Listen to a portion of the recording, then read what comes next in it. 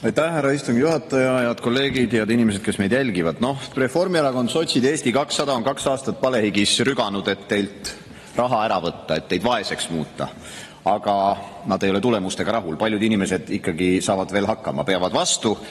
Järelikult tuleb kruvisid koomale keerata.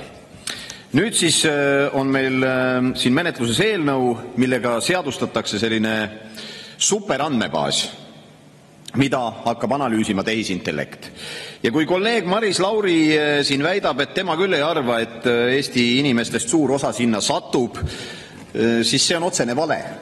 Täna neid valesid ja vasturääkivusi oli päris palju, sest nagu ta ise oma ettekandes ütles, päringute tegemine erinevatesse andmebaasidesse võtab aega, on keeruline ja nii edasi. Sellepärast tuleb teha üks suur andmebaas, kus kõik andmed on koos ja neid saab analüüsida.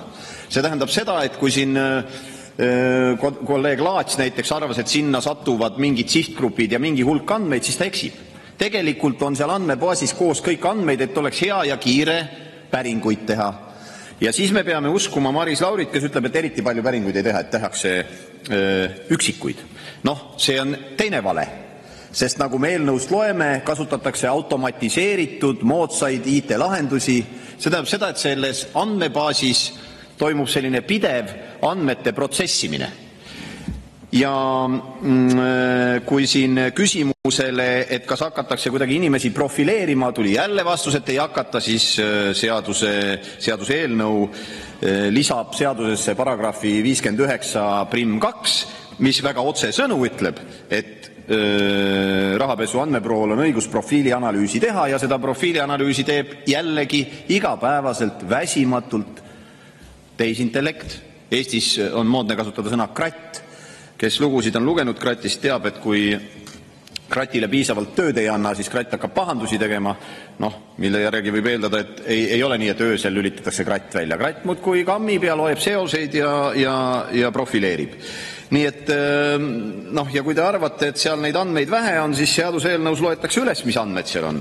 Inimeste kohta sünni, surmaaeg, sünnikoht, rahvus, elukoht, hooldusõiguse, eestkoste ja teovõime piiramise andmed, sugulus- ja hõimlussuhete andmed, hõimlus, jälle siuke kihvt mõiste, et hiljem saame teada, keda su hõimlaseks loeti, registreeritud elukaaslase andmed, isikut tõendava dokumendi andmed, hariduse ja töötamise andmed, kahtlustuse ja süüdistuse andmed, karistatuse andmed ja kontode andmed, ettevõtete kohta ka kõik võimalikud andmed ja siis füüsilise ja juriidilise isiku vara ning majandustegevusega seotud andmed, kinnistute, sõidukite ja väikelaevade andmed, väärtpaberite andmed, äriregistri andmed, tulu- ja sotsiaalmaksu deklaratsiooni andmed, käibe- ja tollideklaratsiooni andmed.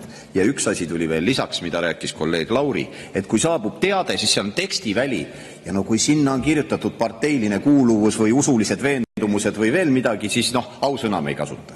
Aga andmebaasi läheb ja kratt vaatab, aga me ei kasuta, et siin me teeme ainult üksikuid päringuid ja hästi ausalt ja puhtalt. Nii et kruvisid keeratakse koomale. Nüüd lõpetuseks, mis ma tahan öelda, arvatavasti see kaasus, mis tekkis Eestis, kui tuli välja, et politsei on kaameratega kõvasti pilti teinud ja siis seda andmebaasi seal hallanud ja sellega seda töödelnud ja jälle püüti rääkida juttu, et ei, seal väga harva tehakse päringuid ja vaadatakse, siis kui tegelikult nüüd siin oli see vist julgeolekuasutuste järelevalvekomisjon palus siis näidata neid põhjendusi, siis põhjendused on lühidalt kokkuvõttes valdavas osas sellised, et oli vaja.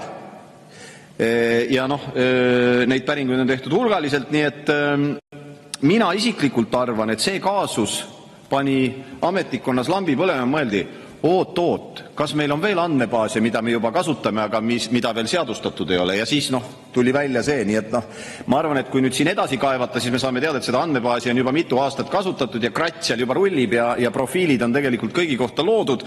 Nüüd lihtsalt avastati, et tark oleks ka kuidagi seadustada tagantjärele, sest muidu võib sama jama tulla, nagu tuli kaameratega.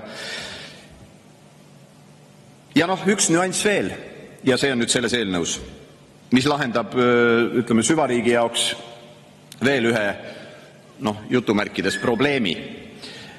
Täna teatavasti igaüks, ma palun igaks juks lisaaega 3 minutit. Täna teatavasti saab igaüks küsida, et milliseid andmeid teil minu kohta on ja mis te nendega teinud olete. Nüüd selles eelnõus öeldakse, et selline küsimine võib süvariigi tööd takistada, sest siis sa saad teada, mis andmed sinu kohta seal on ja kuidas neid kasutatud on. Enam ei tohi küsida.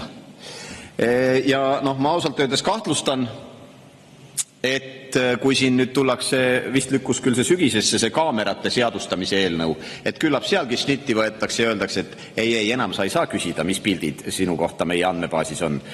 Nii et nagu oma jutu kokkuvõttes Maris Lauri siin küsimuste-vastuste vooru lõppes üsna niimoodi peaaegu otsesõnu ütles, demokraatia on oluline, aga demokraatia võib olla ohus ja selle kaitseks tuleb kehtestada diktatuur. Nii et kallid sõbrad, nii palju, kui neid sõpru siin on. Aga ka teised kolleegid, meie fraktsioon teeb loomulikult ettepaneku selle eelnõu menetlus katkestada. Aitäh!